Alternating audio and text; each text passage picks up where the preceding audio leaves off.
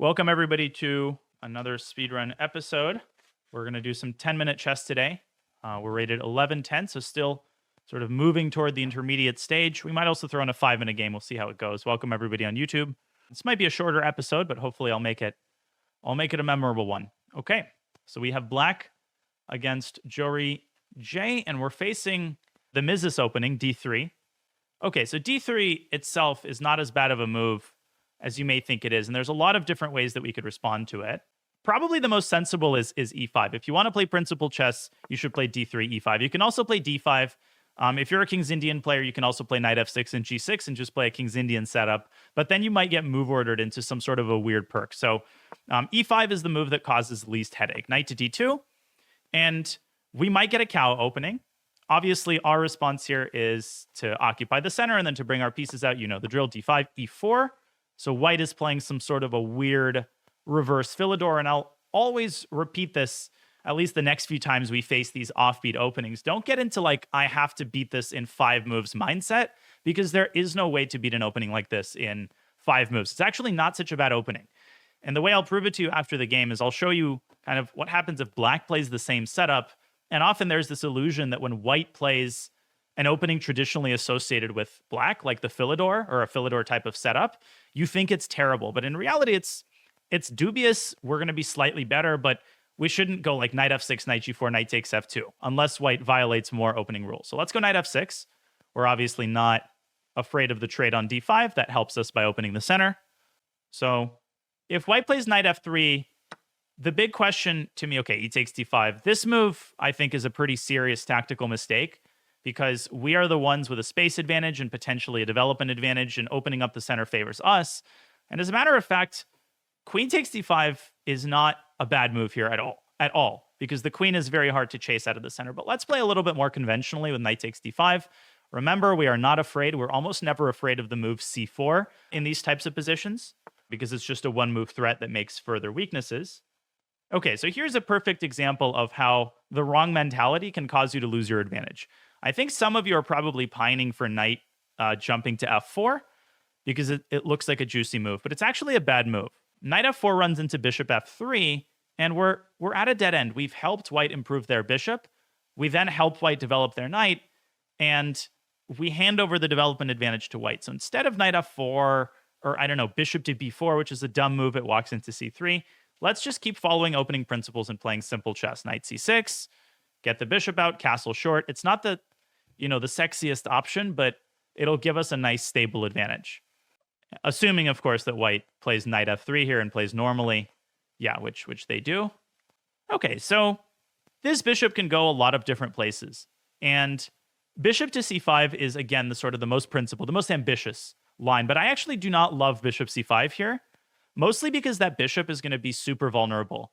And a move like knight to b3 can actually cause a good deal of headache. First of all, it opens up this bishop. Second of all, if we drop our bishop back to b6, who can tell me really quickly what potential opening trap are we setting ourselves up for if we play bishop c5, knight b3, bishop b6? I don't think we lose a piece, but we get into some tactical trouble there, which is totally unnecessary.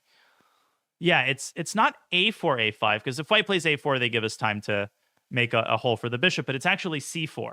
Because c4 comes with tempo, and then the pawn gets to c5, and our bishop could potentially get trapped. And even if it doesn't, we don't want to give up the bishop pair. So one way that I really like to play, and we'll have to speed up a little bit, is actually to put the bishop on d6, which I know doesn't really look that pleasing to the eyes. You're like, well, what's the bishop doing here? It's just staring at the pawn. But as I've said before, you should think of the bishop and the pawn as sort of one unit. The pawn is what's holding all of the important squares in the center. And the phrase bad bishops defend good pawns really applies here. So now I'm going to play knight to f4. And earlier I didn't like this move, but now it's a much better move, but not for tactical reasons, actually for positional reasons. Because the moment white played c4, I'm looking at this d4 square. And immediately I want to put a knight on that square. But I don't want to put a knight on that square if white can just take that knight, and the knight will have to be replaced by a pawn. This is one of the most important rules for occupying weak squares. You want to occupy them with pieces and not with pawns. So there's a lot of good ways to play here. But ultimately, as you might guess, this knight is going to drop back to e6, and then both of our knights are going to be aiming at the d4 square and clamping down, ensuring that white cannot free themselves with d4. But before we play knight e6, we want to deal with this bishop. We don't want to lock this bishop in. Where do we want to put this bishop? Bishop g4 is possible. But again, actually bishop g4 looks like a really interesting move because we're sort of preventing the natural knight e4. Yeah, I really like the look of bishop g4.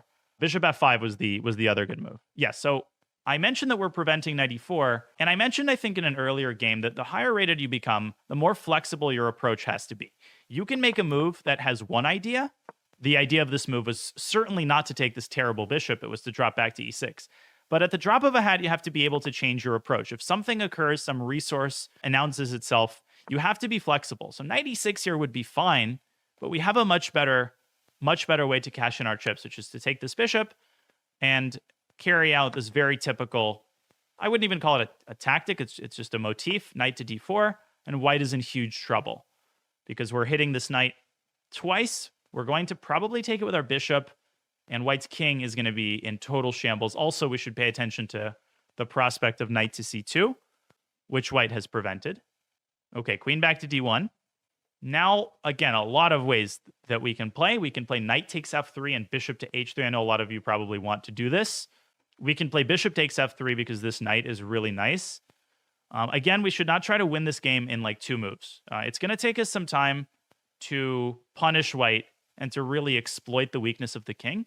Either way, we should make a decision here because if we just like castle and keep the tension, potentially we're allowing white to drop the knight back to d2. And I realize that looks like a very ugly move, and it is, but it also deprives us of the opportunity to take on f3 and ruin the structure. So I'm going to think about this for a second. This is an important decision, and I'm going to take with the bishop. This is my kind of intuition. I'll talk a little bit more about why my gut is to take with the bishop after the game. I think both knight f3 and bishop f3 were good. And now we need a good move. We need a good move. The obvious move, to my eyes, is queen h4. I would love to play queen f6 and hit this pawn, but we can't. That square's defended. f5 might be on your radar as well. But I don't love f5 because it allows white to take the bishop. And what we really are trying to avoid is white's bishop coming out and taking our knight and trading off all the minor pieces, because then we won't have the ammo to attack white's king. So let's go queen h4 and get this queen to the right side of the board, which is actually the left side of the board. No pun intended. But bishop g5, by the way, we're not scared of. The queen is not trapped. We can shift it up to h3. Okay, trade, and king h1. And of course, this is why we brought our queen to h4. There are 2 main reasons. The first is we can now slide up to h3 and play for checkmate. That's what we're going to do. But the other good reason is that we're basically preventing white from playing rook to g1, because then f2 would hang. But let's go queen h3. We're very close to delivering mate. It's not checkmate just yet. White can go rook g1, knight takes f3, and then rook to g2. So it's harder to checkmate in these types of situations than it appears if your opponent defends resiliently. But in that situation, right, so let's assume that white finds rook g1, which they probably will, because there are no other moves. We're threatening knight f3. White has this totally irrelevant check on a4, which is innocuous for many reasons. We could just slide our king to f8. We could go b5. Funnily enough, in this type of situation, I've actually seen this rook blundered a lot of times, this rook on f1. I'll show you an example.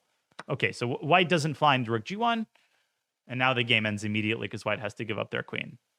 Easy clap. Our knight and queen are handling the attacking task beautifully. So we'll talk after the game about how we would have conducted the attack after takes and rook to g2. But the basic idea is like the knight and the queen would have been very stable. So we did not have to play quickly. Maybe we had to play quickly literally, but not in terms of how we prosecuted the attack. We could just like castle or castle queen side, because this rook and knight are essentially unassailable, given that h2 is always going to be under fire. Okay, so we don't have to pre-move. We're winning. We have plenty of time. Queen a4 check, desperation. Obviously, our goal in these types of situations is to avoid the checks, but you have to be very careful, right? Sometimes, and maybe you can relate to this, you get a situation where you think there's unstoppable mate, and then you randomly put your king on a square, and then you miss some sort of a fork, or you miss some sort of a defense. Here, of course, that's not applicable because we just go king f8. We could also go king e7, but why would we allow this extra check, right? King d8, same. Why would we allow like bishop to b6 check? So just choose the square carefully. And in general, like choosing the right square when a queen delivers a check, in general, is a very difficult concept that causes mistakes even at the very highest level. You might remember the game Caruana and Nepomniachtchi, last round of the candidates. Fabi tripped up in a situation like this where he had basically 2 squares of the king, because often your gut instinct will be to, like, my coach would always share this phrase, avoid potential checks, but that's also not always correct. Sometimes there are concrete considerations that supersede that. I'll maybe throw up that game in just a second. Anyways, this is over. Bishop f4, e takes f4, and mate is unstoppable. Don't pre-move queen h2. Yeah, in Fabi's case, it was the right move was extremely unintuitive. So d3 is, again, you might think of it in the same category as like h4, but it's actually not. d3 is not a bad move in and of itself, and it's what I would call a transitional move, because most of the time, white follows this up by playing like knight f3 and g3, and then we transpose into some sort of a reverse perk or reverse King's Indian attack. So in like formal chess terms, we say that this move has little independent value. It's like technically its own opening, if that makes sense, but generally it transitions into a different opening once white plays like e4 or g3. Okay, just a second. So it's called the Mises, named after Jacques Mises, who I think was a German GM, lived a very long time. And yeah, you can go d5, you can go e5. We chose the most straightforward response to this move. And typically, when I face this at a high level, like white will go knight f3, and here white can go c4, and we have a slightly obscure variation of the English defense, or the English opening. White can also go g3, and here we have a reverse Pirtz, where, again, black can choose a gazillion different viable continuations, but this is its own opening that is beyond the scope of this analysis. So white plays a little bit passively, knight d2, d5, e4. Okay, knight f6 is sensible, knight takes d5. So remember, this move rarely scares us. And the parallel that I would draw is in the Scotch, which I recommended in the previous speedrun. At a lower level, we often face this line where black trades on d4 and then plays c5. And newer players are often very afraid of this, but it's just a one-move threat, and it creates these massive holes in the center. You can find some speedrun games where I punish this move. So by the same token, c4 in this position is not scary because it creates this outpost. On d4, we can go knight b4, we can go knight f4, and then knight back to e6. But I would play knight b4 because it also hits this weak pawn on d3. Often a weak square is supplemented by a backward pawn. This usually comes as one package. Okay, so let me copy this game into ChessBase just a second, because I'm actually curious how the engine would continue the attack in the end. This might give us some insight. All right. So white plays bishop e2, knight c6, just developing our pieces. Yeah, bishop to d6. And hopefully you understood the logic behind this move. As I explained, bishop c5, you should never automatically play a move like bishop to c5, because this bishop can be very vulnerable for a variety of reasons. One of them is the center fork trick, which doesn't apply here. But in the Gleck, for example, right, I've taught you in a previous speedrun episode, one of the most easily missable tricks. A lot of people just sort of automatically say, okay, this is the most active square. Everything is fine. Castles, boom, knight takes e5, knight takes e5, and d4. And the other reason this bishop often gets in trouble is that as soon as black plays d6, you should be open to the possibility of knight a4 seizing the bishop pair. Here, it's the same type of thing where knight b3 is a really annoying move to have to deal with, because here there's kind of a Noah's Ark type situation. c5. And we don't technically lose our bishop. We can slither away with bishop a5 check, but we do lose a pawn, and we lose the bishop pair. So this is exactly what we're trying to avoid. The computer's best choice is, let me check. It is actually knight f4 and bishop d6. Yeah, so the computer does like knight f4, castles, and then bishop d6. So that is where it wants to put the bishop. But we played bishop d6. First, c4 is a bad move, knight f4. And already black is like borderline winning in this position because white has no moves. White can play knight to b3. This would be a smarter way to try to untangle, because after the trade, we don't have this move knight d4 because white takes. But we have an abundance of alternatives. We could play queen f6, for example, same idea. We could play my initial idea, which was to drop the knight back to e6 and fight for the d4 square. Lots and lots of good options. But white played knight e4, and this is essentially game over. So let's see how the computer wants to play here. Interesting. The engine actually likes the move f5. Now, I mentioned that this allows knight d2, but apparently black just castles. And this is a very instructive situation. White is paralyzed. Like white can go h3, and we just calmly drop the bishop back to h5. This is an eternal pin because, thank you, Eric, for the raid. G4 is obviously suicidal because of FG. The moment the queen moves, we take on f3 and ruin the pawn structure. And otherwise, white is never getting any pieces out. So maybe like b3 is an attempt, and already we can throw in e4, winning the game on the spot. e4 takes, deflecting the knight. This is just an easy deflection tactic, and now knight takes f3, gf, bishop takes f3. White's position is in complete shambles. Check, king h8. I mean, we're picking up the knight. The queen's coming to h4. This is over. So f5 apparently was the most accurate move. But we took, and we played queen h4, and this is plenty good enough. Takes. Probably white's last chance to fight was to play bishop e3. And after bishop e3, probably we would go knight f5 or knight e6 and just like keep the foot on our gas pedal. I mean, white is just like it's incredibly hard to play white. So the engine always finds a way to fight here, but our plan is just to castle queenside and to advance our pawns on the king side. So I don't think that a human could survive here for a long time. King h1, queen h3, and the last thing is rook g1, of course, was the last chance to keep the game alive. Takes rook g2. And how would you play here with black? What would you do? What do you think the best move is? Instructive moment after rook g2, of course. Resign. Okay, great idea. So some of you were tempted by knight h4. This is a very bad move. You're suffering from one movitis. The rook just moves up to g3, and you've taken 2 steps back. Now the queen has to move all the way back. The knight is vulnerable. Bad. Some of you might be tempted by a move like h5. Let's get rolling. But what is the idea of h5 in this position? This is a very vague move because you're not threatening rook h6, and you're allowing potential counterplay with queen a4. So when you get a situation like this where you've basically made all the forcing moves and then you don't see a clear way forward, a good question to ask yourself is, okay, what is my next priority? Like, what is the biggest thing in my position that I haven't solved yet? Well, it's the king safety, right? White's threatening queen a4. So just castle queenside, get the king to safety, connect the rooks.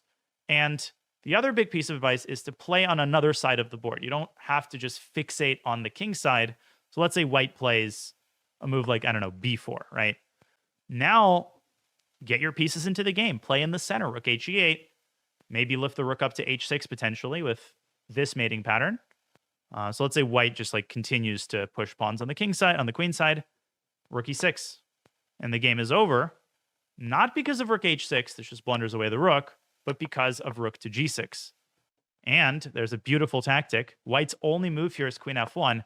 Now pause the video and see if you can figure out the quiet but deadly move. It's actually a maneuver that ends the game. This is an incredible concept.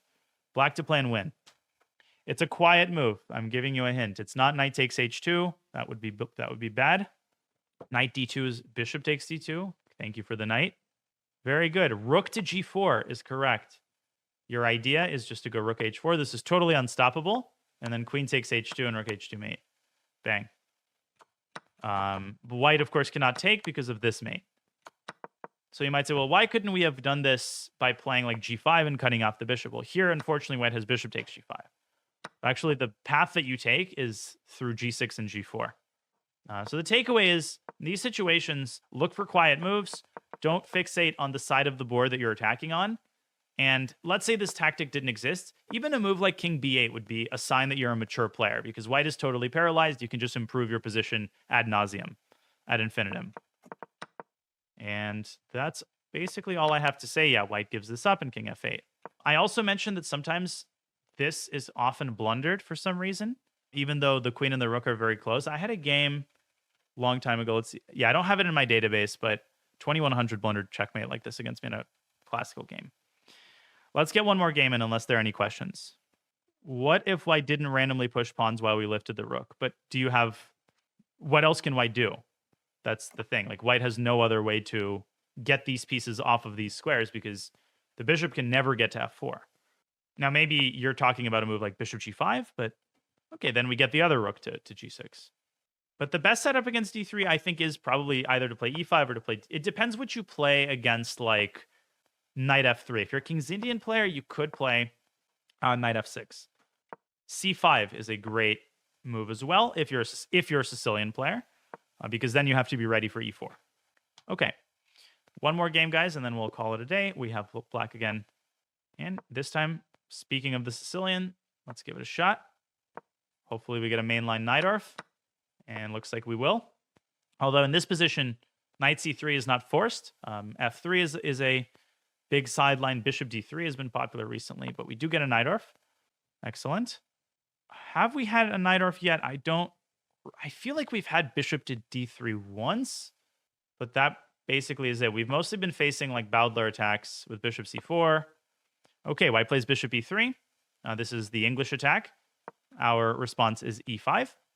Okay, knight f5. So this move is a known entity, but it's a bad move. And this is why in the Najdorf, if you can't just waltz in and play the Najdorf without knowing your theory, because you might face a move like this, and you might say, well, I've never seen this before, so that tells me it's bad, and it is bad. But if you don't punish it properly, you could get, flamed. So if you're seeing this for the first time, I think you might have two different instincts. Some of you might be like, well, let's grab this knight and then push d5 and get the center. But that's not as simple as it seems, because white has this nasty move, bishop g5, applying pressure on the d5 pawn. Some of you might be like, well, what about this tactical move, knight takes e4, removing the defender? But then white has the counter desperado, knight takes g7. So the correct move is actually the immediate d5, undermining this pawn. The immediate knight d5. g6 is also not very good, because then the knight is able to get away scot-free back to g3. Yeah, d5. Scary move to play if you don't know it, but it's easy to establish that this pawn is untouchable. White can't take with the pawn, and white ends up just blundering a piece. So at this level, this is what I've been saying for many speedruns now. If you know like a few moves of theory, and you're like 1200, you get a massive, massive boost. Like we've won a piece. Unless this is some sort of like cutting edge theory, which I don't think it is. But we're not out of the woods just yet, because white does have a development advantage, so we need to keep our tactical hats on. And here there's a very important moment. The big question, of course, is can we play knight takes e3? And that is a trick question. Can we play knight takes e3? Because if we can do that, we liquidate, simplify, and win the game. If we can't, then things get complicated. So yes or no? So some of you are saying yes, trade queen. Some of you are saying no, because of bishop takes f7 check. And if you've watched previous speedrun episodes, I've talked about this exact scenario. This bishop f7 tactic, distracting the king, is really common, but there's one thing you have to make sure of, which is that when you take the bishop and the white queen takes the black queen, usually the rook on h8 is going to be x-raying the queen. This happens in the Danish gambit too. And so you have to ensure that you don't have, or you do have, a discover check against the queen. And here we do. This bishop from f8 moves up to b4. We recover the queen, and we're up like 3 minor pieces as a result. So yes, we can take on e3, as it turns out. And I think our opponent is going to get excited about bishop f7. Of course, like, you should also check for other moves. Yeah, bishop f7, king f7. We're playing our opponent like a fiddle. Bishop b4. This is the critical idea. Now, in the Danish gambit, white can drop the queen back to d2 in order to at least recover 1 minor piece. But here we're already up 3 pieces. So at best, white is going to recover 1 minor piece. We're going to be up 2 pieces. Yeah, so let's just play it simple. Take the queen, take the knight, simplify, and win. Bishop takes f5. The rest is easy. So I would say that if you missed this, your problem isn't that you aren't calculating deeply enough. It's that you weren't familiar with this pattern. Because how was I able to spot this? It's because I know this pattern. I know that when bishop f7 happens, you need to check for this specific thing, this bishop b4 check. And if you are diligent about improvement, then you're going to have a collection of these themes and patterns, and that's how you get good at tactics. Okay, so rook c8, piling up at this c2 pawn. I'm going to go for a direct attack against the king, knight b4. Also threatening this check on d3 because of the pin against the c pawn. Okay, let's win more material. Let's take this guy. Let's get the other rook into the game.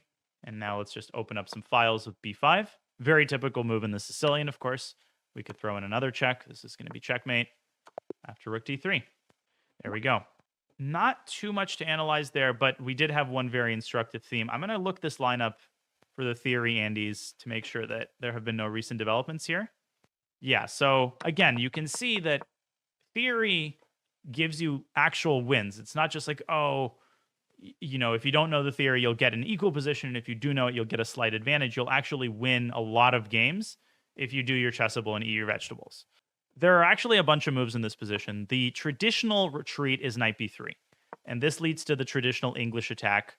If white plays f3, we have had this in previous speedruns at a higher level. Does anybody remember what sideline I have recommended with black in this position? And does anybody know what the most popular move is? Test your, like, particularly the Knight Orf players. Like, do you know how to play in this position? Very good. A5. This is not the main move, but it's kind of a forgotten sideline that was very popular in like 2011. It's bad if white knows a string of moves, but nobody knows it. And if white doesn't know the proper response to this, white gets cooked very, very quickly. A5, you just want to push the pawn. The most popular move is just to complete your development, and things get really, really crazy here. I think I've also played this way in the speedrun. G5, you play B4. This is a really important concept. And the amount of theory here can fill multiple books. It has filled multiple books. Literally just unimaginable amounts of theory, because on every move, there's at least 5 or 6 viable variations. Not an exaggeration. Main move is knight e2. But knight to d5 is a move. G takes f6 is very popular nowadays. This used to be like haram because it opens up the c file, but then this knight a5 move was discovered. And of course, rewinding in this position, there's like rook g1, very popular nowadays, king b1, h4. So learning and opening like the Knight Orf is a lifelong project, and that is why I like these reasonable sidelines that narrow things down, even if you're sacrificing a little bit of objective quality. So that's just knight b3. Knight f3 is known as the positional variation, because if white plays knight f3, generally white's fighting for the d5 square and castling kingside. This is an annoying line you have to know. Black has a bunch of possible responses. Bishop b7 is the main move. Even knight d to e2 got kind of hot recently. This was not a thing like 10 years ago, but it's also a move that has to be studied now. But knight f5 is the worst of the knight moves, other than knight b5, because it allows d5. And the only move to make white's position semi-viable is bishop to g5. Now you push d4, and the other critical detail is that knight to d5 loses a piece as well to bishop takes f5. This is critical. Like, white can throw this in, but it doesn't matter because the knight is going to hang. The pawn is overloaded. E5, queen d5 loses a piece. So in this position, white has to make a very awkward move. Either white has to first take the knight on f6, and here actually the best move is to take with a queen. Not a move you're ever going to play if you don't know it, right? Why would you ever allow this knight to jump into d5 with tempo? But the queen simply slides to c6, and you're threatening bishop takes f5, and white is essentially at a dead end. Very, very tricky line, but important to know. I cannot possibly cover like all of the theory here, so I'm just giving you the bare bones essentials. You can also, by the way, play g takes f6, also a good move, and black is better.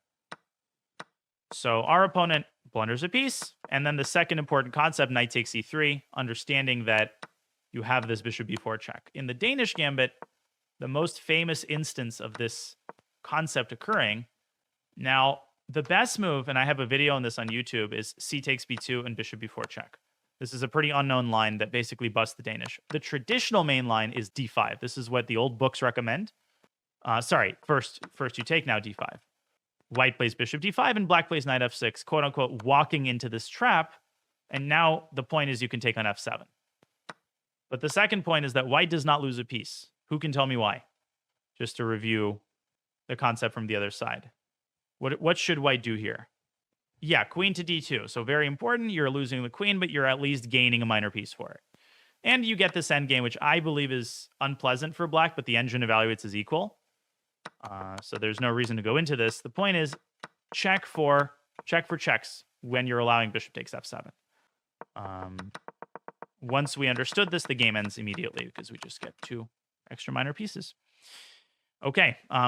As a compromise, I'm going to play 1 5-minute game because that was a quickie. We are higher rated in blitz, so we'll get a slightly higher rated opponent with black again. Okay. And a King's Indian. Here we go. We get a King's Indian. Lovely. Bishop to e3. Whoa. Now that move, I will say, probably will not make it to my chessable course. My guess is that's a mouse slip and white wanted to play like bishop f4, but the bishop didn't make it there. But again, it's not a move. It doesn't lose the game. It's just a bad move. It's a waste of tempo because ultimately white's probably going to have to move this bishop again. But one thing you shouldn't do is immediately like throw the knight up to g4 because then you're just encouraging white to do what they want to do anyway. So just keep playing the same way that you would normally play against a move like bishop f4. And there's a lot of ways that you can play this. Let's start by castling. Definitely not. But now the way to punish white is to be smart. Now in the King's Indian, as I've said before, there are two central breakthroughs that black's play revolves around. The traditional way to play is to try to go for e5. But as an expert King's Indian player, you have to be able to switch to the other pawn breakthrough, which is c7, c5. And depending on white's setup, you're going to choose whether to play c5 or e5. If you're a Grunfeld player, you could even play d5 here, and that's a great move too. Because white is lagging behind in development so much, the motivation here for us is to attack white's center as quickly as possible. So if we play d6 here, that's a little bit slow. We have to prepare e5, and then once we play e5, white can potentially trade queens. Let's go c5 and attack white's center immediately before white has a chance to complete the development of their king side. Now, we're not playing the Benoni, right? This is what a lot of people think. It's like, play c5, but aren't we supposed to play the King's Indian? I don't play the Benoni. You're not playing the Benoni, right? It's like, you don't want to label your moves a certain way. They're just reasonable moves. So you shouldn't think of this as a particular different opening that you don't play in DC. So we're going to work on recovering this pawn, and we're going to do it in a very traditional way. We're going to go knight to a6. This should be on your radar as a diligent kind of King's Indian Benoni player. We might even go Benko Gambit style and play b6. The point here isn't to recover pawns. It's to accelerate our development and punish white for this very awkward move. g3. Okay. Well, now we're going to go for the natural option and go queen to a5. These two moves often come as a pair, knight a6 and queen a5, because we're planning to take on c5. But if white plays a3, we deviate and play an incredibly nasty move. What is black's best move? It's not knight takes c5. That walks into the fork. That's white's idea. But we have a move that essentially comes close to winning the game. Knight e4. Yeah, knight e4. And if white still plays b4, then we take on c3 with the bishop, and that's a check. So white is just falling apart at the seams right away. I mean, white has to be ultra precise to not lose in the next, 5 moves. But that's not easy to do. So what are we actually threatening? You should always ask yourself, well, what is actually our next move? And things here are a little bit more complicated than they may appear. Okay, so bishop d2, I'll put this off until after the game. Now, the obvious continuation is just to take on c3, because if white recaptures with the bishop, white loses. We take everything on c3. If you can visualize that position in your head, white has to block with a queen, and then white drops the rook in the corner. We also could take the bishop and go for the bishop pair, but I smell blood, so let's play knight takes c3. White has to take back with a pawn, which brings us to kind of a cool moment after if white takes with a pawn. By the way, even a move like queen c2 might be what the doctor ordered if you're trying to extend the game. So 90% of people would just automatically grab the pawn on c3. But there's a drawback to that move, which is that, first of all, white is not obliged to take. White actually should play rook c1, and then you have to trade your dark squared bishop. And in return, you get a bunch of pawns. You take on c5, you can take on a3, everything is great. But there's a case to be made for keeping these bishops on the board because the bishop on g7 is so strong. And instead of going for the immediate material gain, watch what I do. Knight takes c5. Not claiming that this is a better move than bishop takes c3, but it's more sort of in the spirit of the King's Indian. It's more in the spirit of the King's Indian. And now we're going to play knight to e4, getting the other knight to e4. But again, we're not aiming for this pawn per se. We're trying to eliminate this bishop on d2 and then take on c3 with our bishop, and we get the best of all worlds. And we do it just in time to prevent white from castling. Rook to c1, good move. Now there's literally no hurry to taking this bishop. And again, we're overwhelmed by how many good options there are. You could just play queen takes a3. You could take the sort of Russian schoolboy approach. Okay, I don't want to calculate. I just take all his pawns. Nothing wrong with that. But you could also try to play more clinically. Let me think for a second here. Yeah, d5, a lot of you are suggesting, but after c takes d5, white then threatens c4. So let's play like a Russian schoolboy. Queen takes a3. Just cash in your chips, grab the bishop pair, start pushing the a pawn, and win the game. You could take on c3. There's a million good moves here. There's still no hurry to take the bishop. So let's play the move d6, patiently completing our development. This is just a move you want to play in the King's Indian, opening up our bishop. And once white castles, at that point, this bishop on d2 has an escape square back to e1. So it's a good time to grab the bishop pair if that's what you want. But I'm not fixated on the bishop pair. No, I am fixated on the bishop pair. Let's grab the bishop pair. Let's grab the bishop pair. We have an extra pawn, a bishop pair, a passer on a5. And now this pawn on c4 is catching my eye. Let's target it with our bishop. Very typical move. If any of you play the accelerated dragon, you'll kind of understand the appeal of developing the bishop to e6. And yeah, we want to take on c4 and win a second pawn. The queen on a3 is a very powerful piece. So bishop c4 is perfectly fine. White will probably take on b7, and then we'll just shift our rook to b8 and also get the open b file that we can operate on. Yeah, this is bad, but we have 50 seconds. We'll need to speed up a little bit. Rook a1. Okay, clever move, but we have this square for our queen. This is important, by the way. This is the only square for the queen. And now we're going to shut down white's counterplay. So let's say you have 50 seconds at this point. How am I thinking about this to avoid blundering? I'm identifying potential sources of danger. So I'm looking at this knight. I'm saying, well, the knight could potentially jump into c6. So whatever we end up doing, it's going to be important to block off the knight jump to c6. Can we do that while also involving another piece? We can. We can play rook fc8. Now I'm trying to anticipate what white's going to do. White's probably going to double rooks or play rook to c1. Rook to c1 defends the pawn, but it blunders a piece. We have two pieces on the c file. White has only one. I'm also looking at contact between pieces. So the bishop is making contact with the knight. I spotted that earlier. Helps me see bishop takes d4 quickly. And the game is over, but now I'm going to have to convert with 30 seconds. It's not the hardest thing in the world.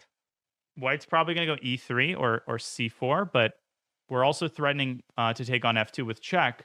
If white plays e3, I'm not going to take the pawn on c3 because is it a good move? Probably, but why would we create these unnecessary complications? If you're trying to convert in time pressure, try to keep the position stable and avoid entering unnecessary complications if you're up a ton of material. If you want to be fancy, you can play this move, hitting the rook. But that's not a this doesn't create complications. This is easy to see, right? You're just hitting the rook. That's all there is to calculate. The point is I want to drop this bishop back to b6 to keep this a pawn protected. White's going to flag, by the way. Okay, now, of course, it's a little bit different. We can take on c3, but I'm going to stay true to my word. At this point, it's moot because white has no time. Let's go h5, trade, and start pushing a5. No need to pre-move. Again, white is threatening e7. Keep your opponent. Yeah, there we go. Try to anticipate. Trade, a4, a3, a2, make a queen. No stalemate. White has a lot of pawns, but white's going to flag. GG. Okay, that was a good one. It was a sort of non-theoretical King's Indian, which is good because it allowed me to demonstrate some concepts.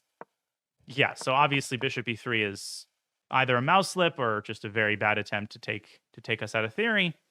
So the engine the engine actually recommends d5, but I'm not really a Grunfeld player in this speedrun, so I think castles is more kind of in the spirit of the King's Indian. White should probably go queen d2 and try to make this work by getting the bishop to h6. I think h3 is another mistake.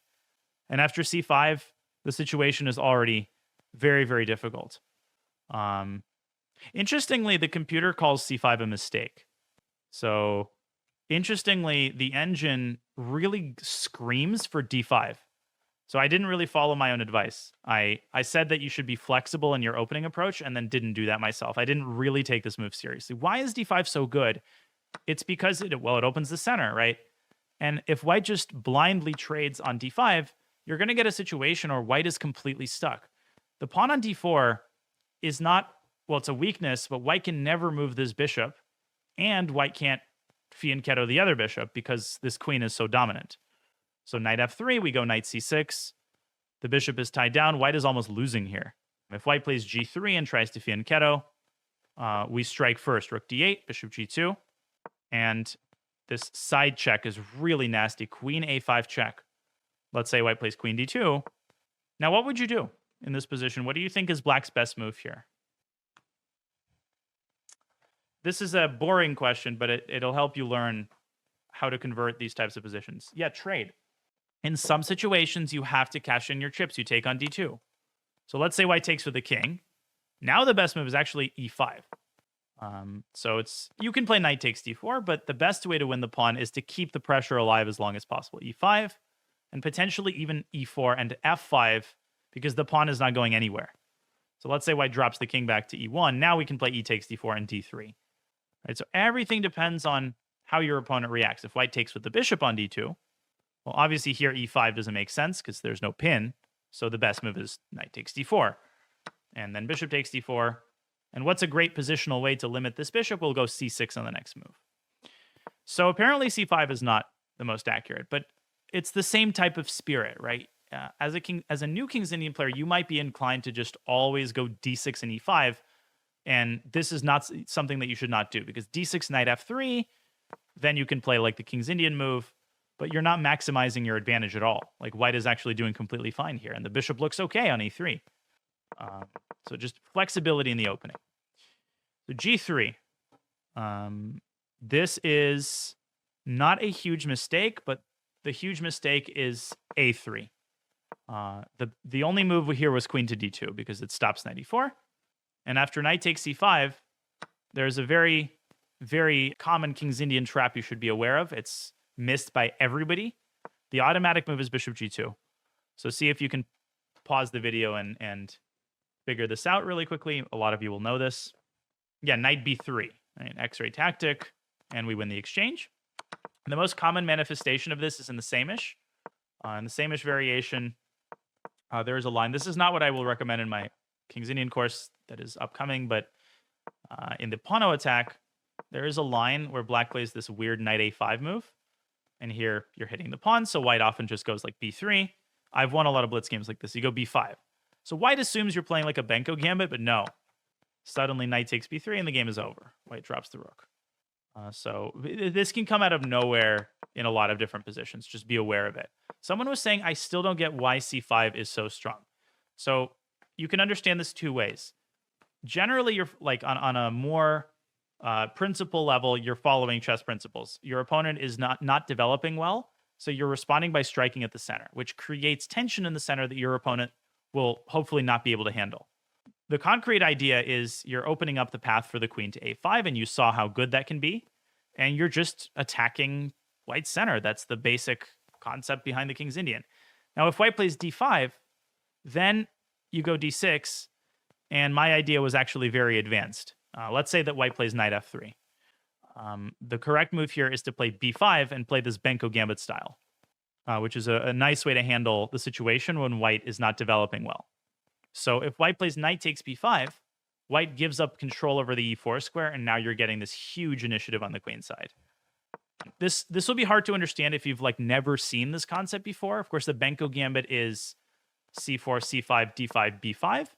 Not considered a great opening anymore at a high level, but the concepts behind it can be applied in a variety of different positions, which is also connected to something I've said for a long time, which is that even if, like, let's say you're following top-level chess and you see an opening that you don't play, that doesn't mean you can't borrow ideas and that you shouldn't be curious about openings that you don't play, because you never know when ideas from those openings are going to get involved in a game that you are playing.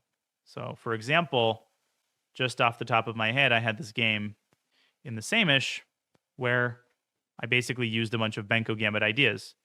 This is a game from the Under-18 World Youth, 2013, which makes me very old. And anyway, I'm not going to spend a long time on it, just to kind of give you the illustration. I played this weird line in the same-ish, and in this position, b5. Typical Benko Gambit concept on steroids, because here you also grab the bishop pair, and all of the pieces come out, and you just get this tremendous pressure on the queen side. This is totally crushing, because all of the pieces are just slicing white up. The knight gets in, queen gets in, and eventually I win the pawn back, and then I just promote the c-pawn. So good practice in chess to be aware of other openings and the basic ideas behind them. It'll help you in the openings that you do play. So back to this version of b5. If white takes with a pawn, it's basically the same thing. A6, queen a5, knight e4. It's very, very strong when white's king side is not developed. Okay, so white took, queen a5. And here again, queen d2 was the only correct move, knight c5. And white actually has to move the rook. And then we would have played d6 and like bishop e6 and had a nice, slightly better position. But instead, white forgot about knight e4. And the point is if bishop takes c3, because white is so undeveloped, white has to give up an entire rook in the corner. So that's it. And then the last thing I'd draw your attention to is that we're not automatically grabbing material. Right? Openings have a spirit behind them, and the King's Indian, the spirit is usually to go for greater things than just like grabbing pawns, which is not to suggest bishop takes c3 is a bad move. It's a great move. And you could just do this and trade queens and go up a pawn in an amazing endgame. You're winning. But I really wanted to illustrate how strong this opening can be if you're focused instead on piece play. Yeah, knight e4, grab the a pawn, grab the bishop pair, and now you have the best of all worlds. You have total piece superiority, and you have the extra pawn, and it's a corner pawn. That's a passer. The rest was pretty easy. Trade the bishops, get the rook into the game. Anticipation, very important if you're in time pressure. Right, what are the sources of danger? Well, it's really only the knight. Where is the knight going? It's going to c6. Let's stop it. And immediately white collapsed with rook c1. So that's a good little King's Indian game. It's going to win us a lot of games at this level because people are still not familiar with theory and play moves like bishop e3, which run into trouble. So last thing I'll say is, if you're still new to the King's Indian, don't get frustrated if you're like overwhelmed by all these concepts and you're like, well, when do I play c5 and when do I play e5? Right? If there was a one-sentence answer to that, everybody would be a King's Indian expert overnight. There isn't. It's a case-by-case thing, and as you can see, even I get this wrong. The best move actually was to play d5, right? And I didn't really take this seriously. So this is a very hard opening to master. But thanks, everybody, for all the subs and support. I really appreciate it. Okay. Have a good one, everybody. See you later.